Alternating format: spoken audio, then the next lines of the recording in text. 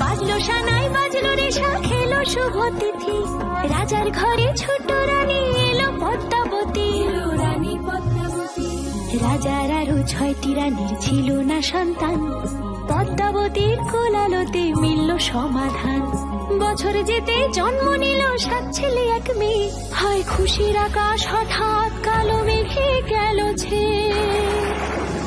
হিংসেতে যায় জ্বলে পুড়ে বাকি 6টি রানী, যুক্তি করে ঘটায় ওরা 7 কুমারের হানি। সুযোগ মতো 7 ছেলেকে মাটিতে দেয় পুঁতে, বাঁচে একা পারুল ওরা পায় না তাকে ছুতে। ধাইমা বাঁচায় সেই মেয়েকে বড় করে তোলে, 7 ভাইকে পায় যে পারুল 7টি চাপা ফুলে। এত কিছুর পরেও রাজার বিপদ যে কাটে না, সূর্য নগরে সুখের সূর্য আর ওঠে না। হিংসা বিবাদ বিচ্ছেদ আর প্রেমের কাহিনীতে পারুল বোন কি পারবে 7 ভাই